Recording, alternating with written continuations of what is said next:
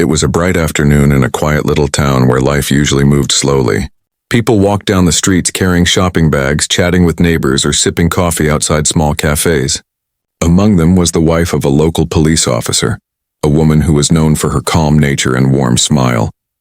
She had gone out to pick up a few groceries, not knowing that something unusual was about to happen to her that day. As she walked from one store to another, she suddenly had a strange feeling that someone was behind her. At first, she brushed it off, thinking maybe it was just her imagination. After all, the town was safe, and she had never felt threatened here before. But as she walked a few steps further, she caught sight of a small figure following her. It was a little girl. The girl was perhaps no older than 8 or 9. She wore a faded dress that looked a little too big for her, and her shoes were worn out as if they had been used for a long time. Her hair was slightly messy, but her eyes were what stood out the most. Big, round, and full of something the woman couldn't quite understand. The girl didn't say a word, didn't call out, and didn't even try to hide. She simply followed quietly, keeping a small distance. The woman felt curious, but also puzzled. Maybe the child was waiting for someone. Maybe she was just playing a game. She tried not to overthink and continued with her shopping. But each time she turned around a corner, picked up a new item, or entered a store, the girl remained there. Always a few steps behind, she tried to test it. At one point, she stopped suddenly in front of a bakery window, pretending to look at the pastries on display. She waited for a moment, and sure enough, the girl stopped too, pretending to look at the same window, though her eyes never really focused on the cakes. It became clear this wasn't just coincidence. The child was intentionally following her. The woman felt her heart beating a little faster. She wasn't scared, but she was unsettled. Why would a little girl she didn't know keep trailing her like this? She thought about asking her directly, but each time she looked into those sad eyes, she hesitated. The child looked fragile, as if even a strong word might scare her away. As she continued down the street, the girl's presence grew more noticeable. Other people didn't seem to pay much attention, but the wife could feel it deeply. She wondered where the girl's parents were. Why wasn't she in school? Why wasn't anyone taking care of her? Questions filled her mind, but no answers came. Eventually, she reached the grocery store. Inside, she moved quickly through the aisles, putting items in her basket. But when she reached the checkout counter and turned around, there she was again, the little girl standing just outside the entrance, waiting. It was as if she didn't want to lose sight of the woman for even a second. This time, the wife felt a mix of emotions. Part of her felt protective, as though the child needed something. Another part of her was still confused, wondering what this unusual encounter meant. She reminded herself that her husband, being a police officer, had told her many times that sometimes children wander when they are lost or frightened. Could this be the case? When she stepped outside with her grocery bags, the girl followed once more. She kept the same quiet distance, never speaking, never smiling. The only sound was the gentle tapping of her old shoes against the pavement. For the first time, the wife thought she should tell her husband. A strange feeling settled in her chest, something between worry and curiosity. On her way back home, she walked a little faster to see if the girl would keep up. And she did. Even with her small legs, she tried her best not to fall behind. The determination in her tiny steps was clear, but so was the weight she seemed to carry on her little shoulders. When the wife finally reached her house, she turned around one last time.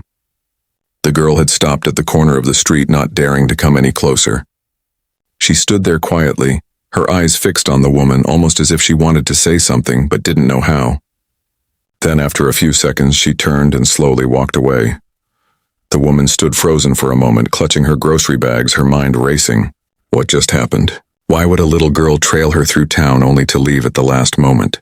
It wasn't normal. Something about it felt deeper, more meaningful, as if the girl was silently asking for help without using words. That night, as she prepared dinner, the image of the girl wouldn't leave her mind. The big eyes, the silent footsteps, the way she had stopped at the corner, all of it stayed with her. She knew she couldn't ignore it. Sooner or later, she would have to tell her husband. After all, if something was wrong, he was the one who could truly help. What seemed like a simple grocery trip had turned into an encounter she would never forget. It was only the beginning of something much bigger, though she didn't know it yet. The little girl wasn't just trailing her by accident. She was trailing her for a reason, and that reason was about to change everything. The next morning started like any other. The police officer's wife, still unsettled by yesterday's strange experience, tried to push the memory of the little girl out of her mind. She told herself it was probably nothing, that maybe the child had wandered off or was simply playing some innocent game. But deep down she couldn't forget the way those wide, silent eyes had followed her every step. With her shopping list in hand, she decided to go out again, hoping that the normal routine of errands would ease her thoughts. As she stepped out into the bright sunlight, a soft breeze brushed past her, carrying the smell of blooming flowers and the faint aroma of bread from the bakery down the street. Everything looked peaceful, yet a small part of her remained on edge. She walked past familiar shops, greeting neighbors with polite smiles. But just a few blocks away, a shiver ran down her spine. She didn't even have to look to know it. She felt it, the presence of someone behind her. Slowly, carefully, she turned her head. There she was again, the same little girl. The same faded dress, the same tired shoes, the same quiet eyes that seemed too heavy for a child's age. She wasn't playing, she wasn't skipping, she wasn't even pretending anymore. She was trailing just like yesterday with the same calm determination. This time the wife's heart sank. It wasn't a one-time coincidence. The child was following her deliberately. She tried to slow down, hoping the girl might come closer, maybe even speak. But the girl only mirrored her pace. When the woman stopped, she stopped. When she moved again, the girl moved too, always keeping that invisible line of distance. The wife entered a clothing store, pretending to look at dresses on display. She glanced over her shoulder. Through the window, she could see the little girl waiting on the sidewalk, her small figure half hidden behind a post. She wasn't distracted by the people walking by, nor by the noise of traffic. Her eyes never left the woman. Minutes passed. The wife stepped out again, carrying a small bag. The girl fell into step once more silently, as though tied to her by some unseen thread. The wife's chest tightened. What could this mean? Was the child lost? Was she abandoned? Or worse, was she in some kind of trouble? Every instinct in her body told her this was no ordinary situation. To test it further, she decided to change her route. Instead of going home, she walked toward the park, a longer path she usually didn't take. The air was fresh there, filled with the sound of birds and children playing on swings. Yet even in such a lively place, the girl remained quiet, following at a careful distance. The wife stopped near a bench, pretending to tie her shoe. But in truth, she was studying the girl closely now. The child's hair had strands falling over her face. Her cheeks looked pale and her hands were clasped tightly in front of her as if she were holding on to something invisible. But the strangest part was her silence. Most children, if they wanted attention, would run up and speak, tug on a sleeve, or even cry. This one did none of that. She only followed. A motherly instinct stirred in the woman's heart. She wanted to go to the girl, bend down and ask gently if she was okay. But each time she took a step in that direction, the girl froze. Her body stiffening like a deer caught in headlights. Fear flashed across her small face, and the woman worried she might run away if pushed too hard. So she changed her tactic. She walked slowly toward the ice cream stand in the park. She bought 2 cones instead of 1, casually holding them both as if it were no big deal. Then she sat on the bench and placed 1 cone beside her, leaving it untouched. She pretended to focus on her own ice cream, sneaking glances at the girl. The child stood a few feet away, staring at the cone. Her lips trembled, her hands fidgeted, but still she did not move forward. After a long pause, she took a hesitant step, then another. The woman's heart leaped with hope. But just when it seemed the girl might reach out, a group of laughing children ran past, and the girl quickly stepped back into the shadows again, as though retreating into a shell. The wife sighed softly. This wasn't going to be easy. Whoever this child was, she carried with her more than hunger or curiosity. She carried fear. Later that evening, when the wife finally returned home, she told her husband about what had happened. She described every detail, the way the girl followed, the silence, the fear in her eyes, and how she never spoke a single word. Her husband listened intently, his brow furrowed. As a police officer, he had seen many unusual cases, but this one struck him differently. He knew his wife well enough to understand she wasn't exaggerating. If she felt something was wrong, it probably was. Still, he tried to calm her. Maybe she just feels safe around you, he suggested gently. Children sometimes act strangely when they're scared or in trouble. But I'll keep an eye out. If she follows you again tomorrow, let me know immediately. That night, as the wife lay in bed, she couldn't shake the image of the girl's eyes, the way they seemed to carry a story too heavy for a child. She felt torn between fear and compassion. What if the girl needed help and she did nothing? What if tomorrow brought the same silent footsteps behind her again? She didn't know it yet, but this was only the beginning. The girl wasn't just following for comfort or curiosity. She was following for a reason, and that reason would soon reveal itself in ways neither the wife nor her husband could have imagined. The following day, the wife woke up with a quiet heaviness in her chest. She had hoped that maybe the strange little girl would disappear from her mind overnight, that her worries were only imagination. But when she stepped out of the house to run her errands, she couldn't shake the feeling that those small footsteps would return. Sure enough, it happened again. As she walked through the town, past the familiar streets and busy market stalls, she felt the same quiet shadow at her back. Turning slightly, she caught sight of the little girl, trailing silently just as before. The same oversized dress, the same worn-out shoes, and the same unblinking eyes that never left her. At first, the wife thought it was simply persistence. But soon she began to notice little details, subtle clues she hadn't seen before. The girl's dress wasn't just old. It had tiny tears near the seams, as if it had been worn for far too long without care. Her shoes looked like they once belonged to someone older, the soles nearly flapping apart with each step. And when the wife studied her face more closely, she realized that beneath the pale skin and tangled hair were faint marks, as though the child had been through something no child should endure. What struck her most, however, was the way the girl's eyes seemed to flicker whenever food appeared nearby. As the wife walked past a fruit stall, the girl's gaze immediately locked onto the bright apples piled high in baskets. Her lips parted slightly, and for just a moment hunger was written across her face. But she didn't reach out, didn't beg, didn't say a word. She simply stared, then quickly looked away as though ashamed of her own desire. The wife's heart tightened. She slowed her pace near the stall, pretending to browse the apples. She bought a few extra, slipping them into her bag, wondering if she could find a way to offer one to the girl without frightening her. Later, she entered a small cafe to buy bread. When she turned around with the loaf in her hand, she caught sight of the girl pressed against the glass window outside, watching quietly. It was a strange, heartbreaking picture. This silent little figure standing among the reflections of the busy street, her eyes fixed not on the world around her but only on the woman inside. The wife stepped outside slowly, her hand tightening on the paper bag. She wanted to offer the bread, but again the girl froze, her small body stiff with fear, as if expecting something bad to happen. That hesitation spoke louder than words. It was as though the child had learned that kindness was rare and often came with a price. The wife didn't push. She carried on walking, though every step felt heavier with questions. Why was this child following only her and no one else? Why was she too afraid to speak, yet too desperate to stay away? On her way home, she decided to take a path that led past a small playground. Normally filled with laughter, it was quieter that afternoon.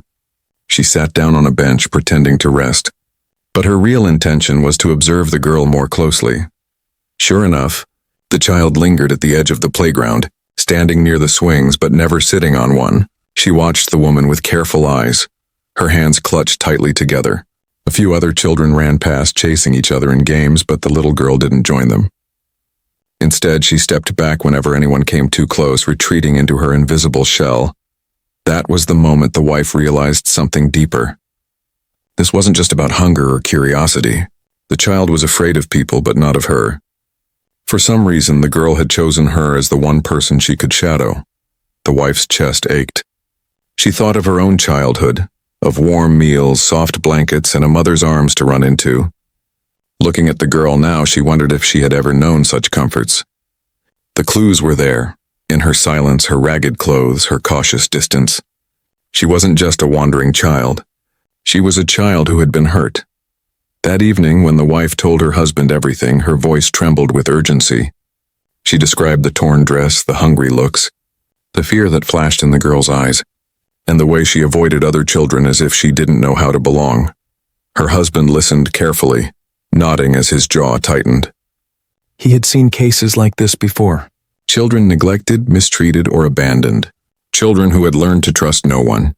But it was unusual for such a child to choose a stranger to follow so persistently. That meant something. That meant the girl had sensed safety. "She's trying to tell you something without words," he said quietly. "She trusts you. Maybe more than anyone else right now." The wife swallowed hard. "But why me?" Her husband reached for her hand. "Sometimes children see what adults miss. They can sense kindness. She must have felt it in you." The wife's eyes filled with tears. She wasn't sure she was ready for the responsibility this strange bond might bring. But she knew she couldn't turn away either. Each subtle clue was pulling her closer to a truth she wasn't prepared for. That night, as she lay awake, she replayed every moment in her mind. The hungry glances, the fear of touch, the way the girl followed without speaking. These weren't random actions. They were pieces of a story. And soon she realized those pieces would fit together into something bigger. She didn't know exactly what the truth was yet. But she knew one thing for certain. The little girl was following her for a reason. And until she discovered why, she could not rest. That night was restless for the police officer's wife. No matter how many times she turned on her pillow, she could not push the little girl's image out of her mind. The wide eyes, the hesitant steps, the silence that wrapped around her like a blanket. Everything about the child lingered in her thoughts like an unfinished sentence. She had never been the kind of woman to ignore people in need. It was in her nature to care, to worry, to feel deeply, and this girl had touched something in her heart she couldn't ignore. By morning, her concern had only grown heavier. While preparing breakfast, she absent-mindedly burned the toast. Her husband, sipping his coffee before heading to work, noticed her distracted state. "You're thinking about her again, aren't you?" he asked softly, already knowing the answer. The wife looked up guiltily, nodding. "I can't help it. She's just a child. I don't know why she follows me, but it feels like she's asking for help without saying it, like she wants me to notice." Her husband leaned back in his chair, his police instincts already ticking in the back of his mind. Children don't usually trail strangers unless something's very wrong. If she's following you every day, there's a reason. Maybe she doesn't feel safe anywhere else.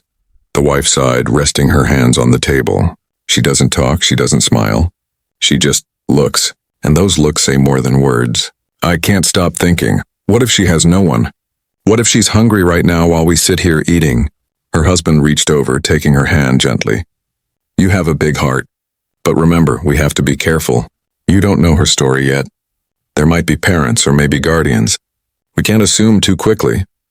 Still, he could see the worry etched deep into his wife's face, and he knew from experience that when she cared about something, she would not let it go easily. Later that day, the wife went about her errands again, her eyes scanning the streets almost instinctively.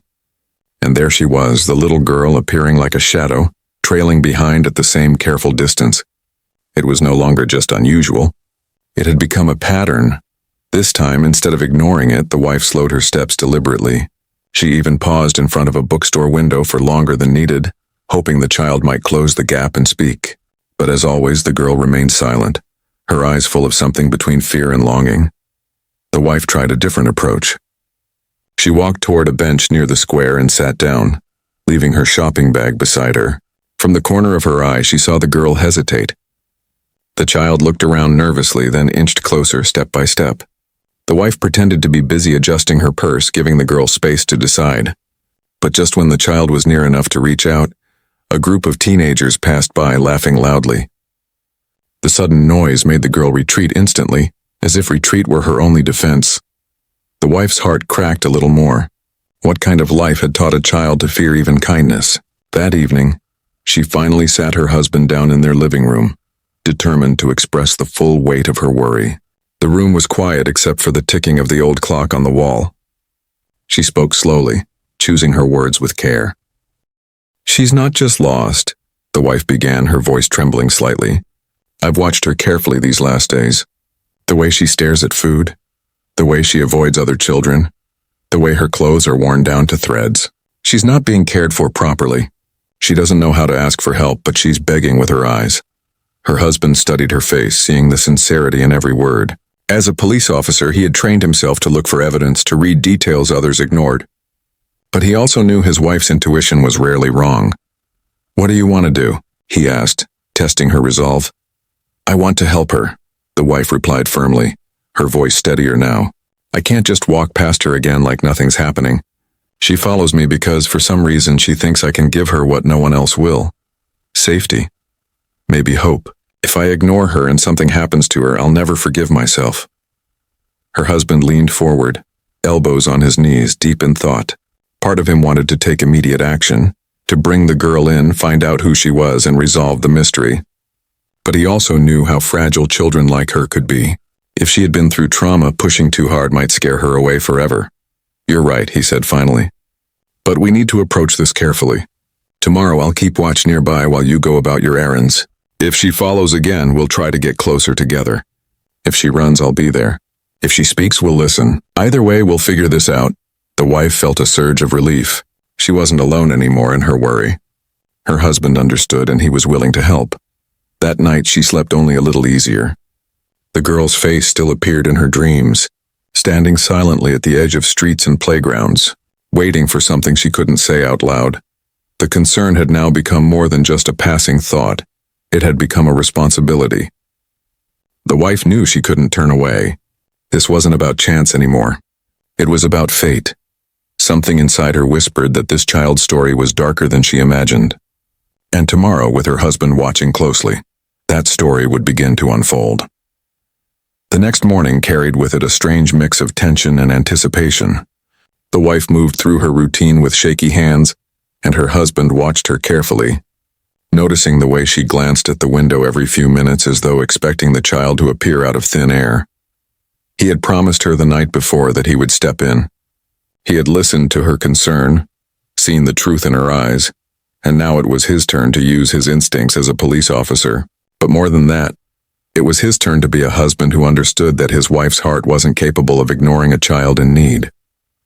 Don't change your usual route today, he told her as he pulled on his jacket. Do everything the way you normally would. She trusts you, not me. I'll stay close, but far enough that she doesn't notice I'm watching. The wife nodded nervously. What if she runs away? Then I'll follow, he assured her, his voice steady but his eyes sharp. But we'll take it slow. Children like her, they've learned to fear quick moves. Let's give her space. And so they left the house together but parted ways at the corner. The wife carried her shopping bag as if nothing was unusual. The officer lingered behind, blending into the background of everyday life, just another man walking the street. His years of training taught him how to move without drawing attention, how to keep his gaze casual while missing nothing. It didn't take long. Within a few blocks she appeared. The little girl. Same oversized dress, same scuffed shoes, same haunted eyes. She emerged like a shadow slipping from the edges of the street. And just as before, she began trailing the wife, step after cautious step. The officer's chest tightened. He had heard his wife's descriptions, but seeing it with his own eyes was different. The way the girl's gaze never wavered. The way her small body tensed whenever a stranger walked too close. The way her hands stayed tightly locked together as though holding on to invisible courage. It was more heartbreaking than he had imagined. He slowed his pace, keeping a careful distance as he observed. His trained eyes picked up details his wife had missed. The girl's dress was not only torn, it had faint stains on the sleeves like she had wiped away tears or dirt repeatedly. Her shoes were uneven, one heel lower than the other, which meant she had likely been walking long distances. And then there was the way she scanned her surroundings, not like a playful child exploring, but like someone always ready to run. This wasn't normal behavior. This was survival. The wife, meanwhile, tried to act natural. She stopped at the market, bought some bread, and greeted familiar shopkeepers. She resisted the urge to look back too often, but her husband's presence nearby gave her comfort. She knew he was watching, ready to step in if things turned. The girl remained close, never too near, never too far. Always a shadow. Finally, the officer decided to test something. As his wife walked into a small shop, he crossed the street and pretended to study a notice board, all the while keeping the girl in his line of sight. She didn't notice him at first, her eyes fixed on the woman inside. But then, for a brief moment, the girl's gaze flicked toward him. Fear. Immediate, sharp fear. Her body stiffened, her lips pressed tight, and she shifted quickly to the side, hiding herself behind a lamppost. The officer's jaw clenched. She wasn't just avoiding strangers. She was terrified of men in particular. That detail screamed louder than words. When his wife came back out of the shop, the girl relaxed slightly and resumed her silent pursuit. The officer felt a heavy weight settle on him. Whoever this child was, whatever she had gone through, it was enough to carve fear into her bones. The wife carried on, eventually reaching the small park again. She sat on the same bench as before, deliberately setting her bag beside her. The girl lingered at the edge, half hidden behind the trunk of a tree, her eyes darting between the woman and the food in her bag. The officer crouched near a newspaper stand, pretending to browse, but his focus was entirely on the girl. Every shift of her weight, every flicker of her eyes, every trembling movement, he was cataloging it all. Minutes passed. The wife pulled an apple from her bag and took a slow bite. Then she placed another apple on the bench beside her, just as she had done before with the ice cream. This time she didn't look at the girl at all. She simply set it down and kept her gaze forward, giving the child control of the choice. The little girl's chest rose and fell quickly, as though the simple decision of whether to take the apple or not was the heaviest choice in the world.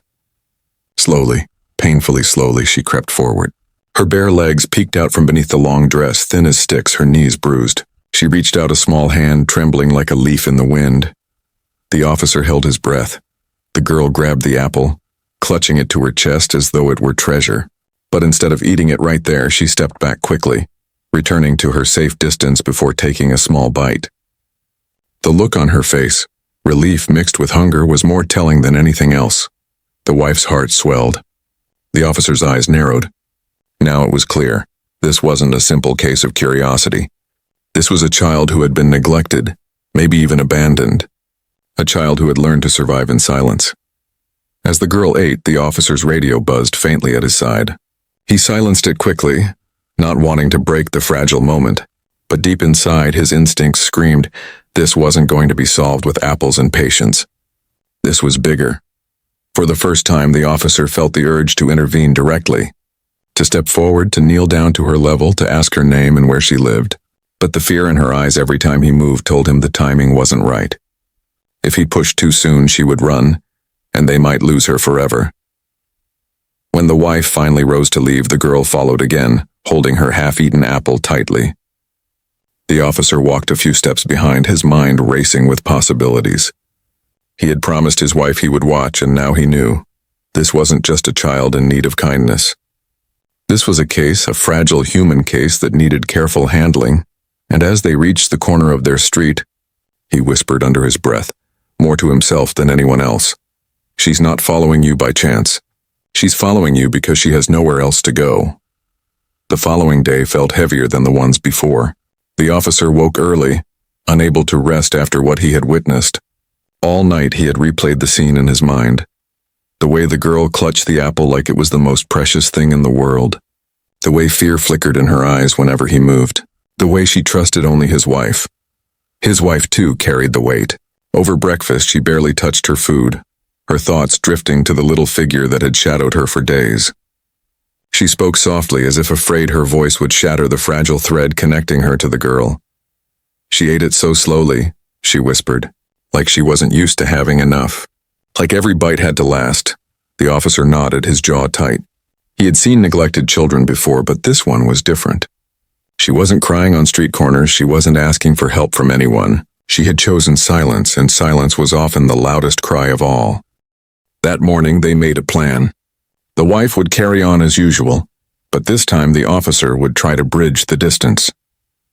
He wouldn't rush. He wouldn't frighten her. He would move slowly, carefully, as though handling glass that might shatter with the wrong touch. The town was already buzzing when the wife stepped outside. She walked down the familiar street with calm steps, though inside her heart raced. She didn't even have to turn to know the girl was there again. She could feel it in the rhythm of the footsteps behind her, soft but constant. The officer kept to the shadows, his eyes sharp. He had positioned himself strategically, ready to approach when the time felt right. As expected, the girl followed. Past the shops, past the bakery, past the square, always there, never closer than a few feet. Today, though, the officer noticed something different. Her movements were slower, more tired, as if she hadn't slept well. Her small shoulders sagged beneath the weight of whatever story she carried. When they reached the park, the wife sat on the bench again, her bag resting beside her. She pulled out another apple, placing it gently on the wooden slats next to her. She said nothing, only let the act speak for her. The girl hesitated, glancing left and right, her eyes full of calculation. Finally, she crept forward, her thin fingers snatching the apple before retreating. She took a small bite, her lips trembling as juice dripped down her chin. She wiped it with the back of her sleeve quickly, as though ashamed of the mess. The officer watched every detail. This was his moment. He stepped forward slowly, deliberately making his footsteps soft. The girl noticed instantly. Her head snapped up, her eyes wide with fear. She froze, clutching the apple like a shield. "Easy," the officer said, his voice low, gentle, unlike the commanding tone he used on duty. "I'm not here to hurt you." The girl's body stiffened further. Her breathing quickened like a bird trapped in a cage. She took a step back. The wife leaned forward on the bench, her voice tender. "It's all right, sweetheart. He's my husband. You can trust him." The child's eyes darted between the two of them. She trusted the wife, that much was clear. But the man had hurt her before. That fear lived in her bones. The officer crouched down slowly, lowering himself to her height. He removed his cap, setting it gently on the ground beside him, a gesture of vulnerability. His eyes softened. "I see you've been following my wife," he said quietly. "That's okay. She's kind, isn't she? That's why you feel safe with her." The girl blinked rapidly, her lips parting slightly, but no words came out. "You don't have to talk yet," he continued, his tone steady and warm. "But I want to help you. I can help keep you safe. Can you nod if you understand me?" For a long moment, nothing happened. Then slowly, so slowly it was almost invisible, the girl gave the tiniest nod. The wife's eyes filled with tears. It was the first real response the child had given them. Encouraged, the officer asked gently, "Are you hungry?" The girl's nod came quicker this time, though she dropped her gaze immediately, ashamed of the need. The wife reached into her bag and pulled out a small sandwich she had prepared just in case. She unwrapped it halfway and held it out. The girl approached cautiously, her little hands shaking as she took it. She didn't retreat this time. She sat on the edge of the bench, still wary, but close enough for them to see the small scratches on her arms, the dirt under her fingernails, the hollow curve of her cheeks. As she ate, slowly, silently, the officer studied her closely. His instincts screamed that she was more than just a lost child. There were clues etched into her appearance. The lack of school books or a bag, the way her clothes didn't fit, the bruises that didn't look like accidents. "Finally," he asked softly, "where are your parents, little one?" The girl froze mid-bite. Her entire body went rigid. Tears welled in her eyes instantly, and she shook her head violently, as if the very word parents was a wound too raw to touch. The wife reached out instinctively, not touching, just placing her hand near the girl's. "It's all right. You don't have to tell us everything right now." The child looked up, tears streaking her cheeks, and in a small, broken whisper, she finally spoke her first words. They don't want me." The wife gasped softly, her heart shattering. The officer's chest burned with anger he kept tightly under control. The girl's voice trembled as she continued, barely audible. "I get scared at night. They yell, sometimes they hurt.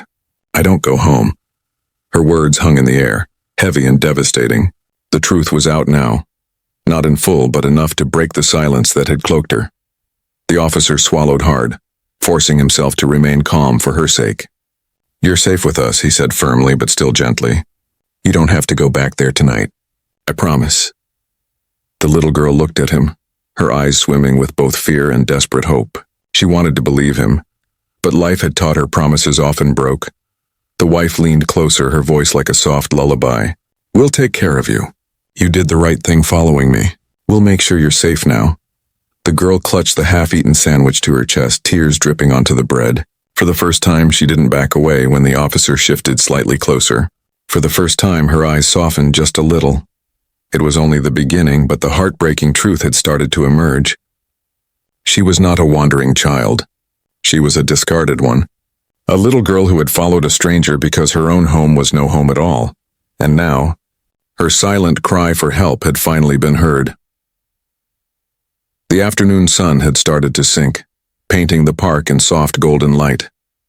The little girl sat on the far end of the bench, clutching what was left of the sandwich as if letting go might mean losing the only safety she had found. Her small shoulders trembled, and though her eyes were red from crying, there was a flicker of relief in them. Relief that at last, someone had listened. The officer's wife sat beside her, speaking in a quiet, soothing voice. She didn't ask questions now. She simply let the child exist in the fragile calm that had settled between them. Every so often she whispered gentle reassurances. "You're safe here and it's all right now." The girl didn't respond, but she didn't run either. And that was progress enough. The officer, however, was torn.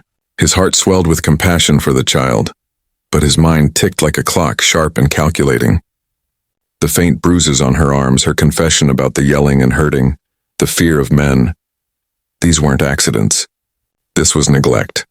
Abuse, maybe worse. His instinct screamed that she was in danger, and every second spent hesitating was a second too long.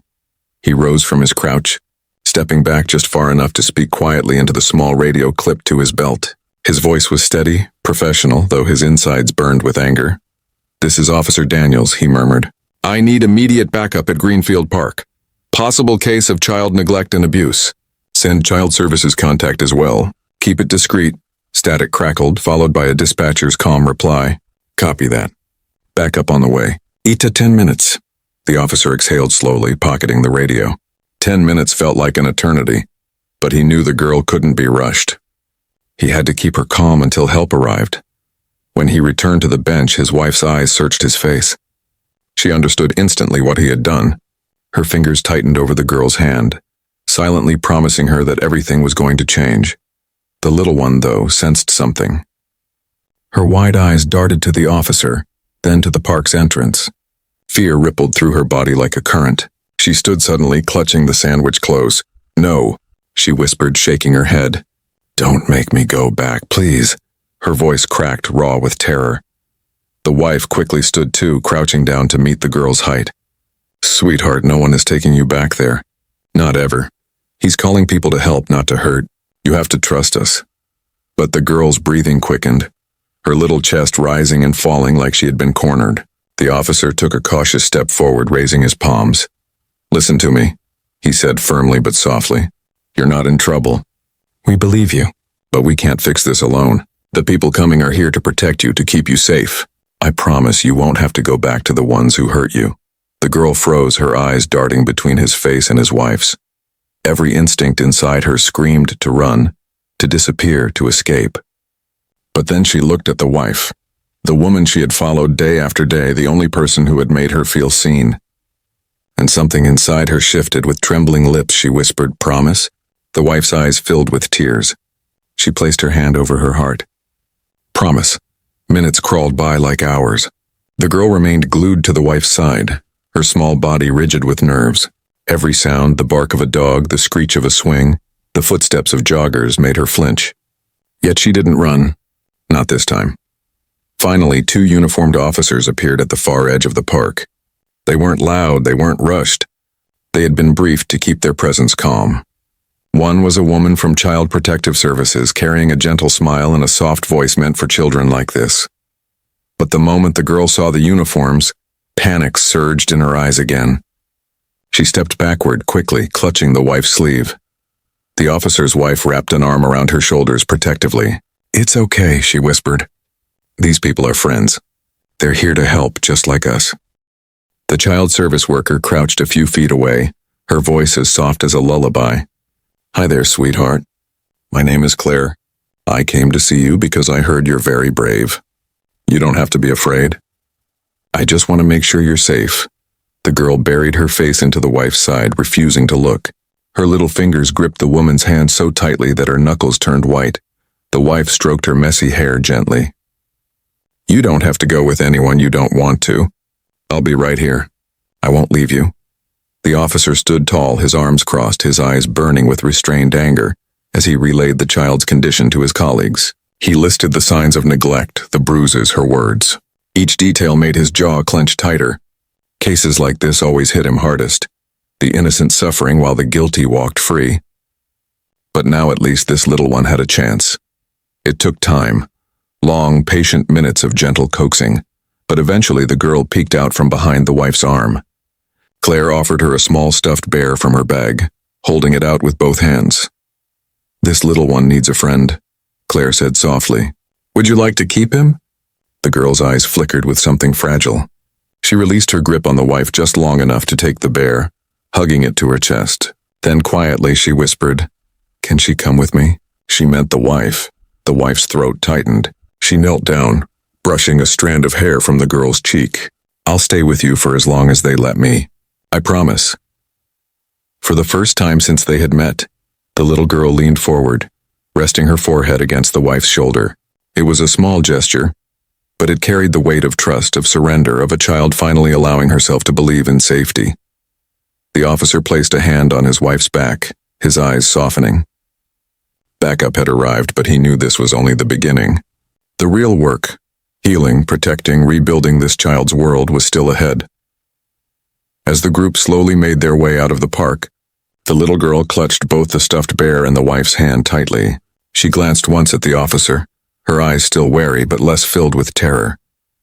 For the first time, there was a flicker of hope. The officer looked at her, his voice steady, his words meant to last. "You're not alone anymore. You have people who care, and I'll make sure no one ever hurts you again." The girl blinked, silent tears slipping down her cheeks. She didn't answer, but she didn't let go of his wife's hand either. The call for backup had been answered, and with it a fragile new beginning had started. The night after the park incident was one the officer's wife would never forget. The little girl had clung to her hand so tightly that even when they reached the social worker's car, she refused to let go. Her eyes, wide and shimmering with fear, had begged silently for reassurance, and the wife had stayed, crouched beside her until the very last possible moment. She had promised the girl she wouldn't leave, and promises, to her, were sacred. So when the social worker gently asked if she could ride along to make the transition easier, she agreed without hesitation. The officer followed in his patrol car, keeping close, his protective instincts unwilling to let the fragile situation out of his sight. The ride was quiet. The girl sat pressed against the wife, the stuffed bear in her arms, her small face half hidden in its fur. Every bump in the road made her tense, but each time, the wife rubbed her back soothingly until the child's shoulders softened again. It wasn't much, but it was a beginning. When they arrived at the temporary shelter, the building looked warm and welcoming, its lights glowing softly against the night. Inside, the smell of fresh soup and clean linens filled the air. Volunteers moved gently, speaking in calm tones, creating an atmosphere of safety. Still, the girl hesitated at the door. Her tiny frame stiffened, her grip tightening on the wife's hand. Her voice, a small whisper, carried both fear and hope. "Will you stay?" The wife knelt down, meeting her eyes. "I'll stay as long as I can, sweetheart. You're safe here." The girl blinked slowly, then nodded, stepping inside. The hours that followed were tender but difficult. A nurse examined her, noting the bruises, the malnutrition, the lack of basic care. Each observation struck the officer like a blow, though he kept his face composed for the child's sake. His wife held back tears, choosing instead to smile at the girl, keeping her focus on something brighter than the pain. At one point, when the nurse cleaned a scrape on her arm, the girl whimpered softly. She looked at the wife with pleading eyes, and the woman immediately reached out, letting the child hold her hand until the sting passed. The trust was fragile, but it was there. Later, after she had eaten a small bowl of soup and curled up with the stuffed bear in a fresh set of pajamas, the girl finally drifted into sleep on one of the shelter beds. Her breathing was uneven at first, but then it steadied, her little body surrendering to the comfort of warmth and safety she hadn't known in so long. The wife sat beside her for a long time, watching her chest rise and fall. The officer stood in the doorway, his arms crossed, his eyes filled with both anger and resolve. He had already called in a full investigation into the girl's home, determined to uncover the truth of her suffering and bring accountability to those who had failed her. When he finally stepped into the room, his voice was low but firm. "This isn't the end for her. It's the beginning. She'll need more than a bed and a meal. She'll need care, patience, people who won't give up on her." The wife looked up at him, her hand brushing the girl's hair gently. "Then that's what we'll give her." The officer hesitated, then asked softly, "Are you saying?" She nodded, her eyes never leaving the sleeping child. "If they'll let us, I want her with us. She followed me for a reason. Maybe she was meant to find us.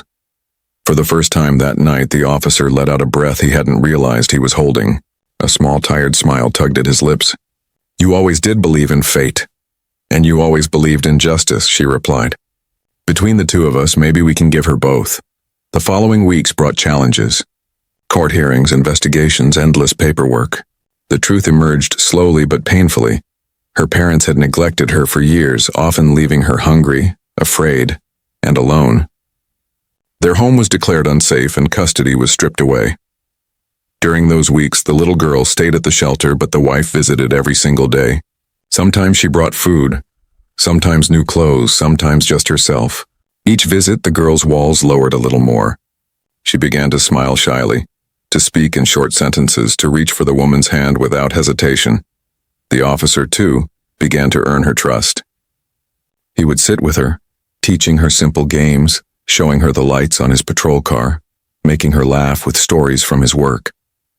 Slowly, the fear that once filled her eyes when he approached began to fade. One afternoon, as they were leaving the shelter together, the girl tugged at the wife's sleeve. Her voice was small but steady. "Can I call you Mama?" The woman's breath caught in her throat. Tears welled in her eyes as she knelt down, cupping the girl's face in her hands. "Yes, sweetheart, you can call me that."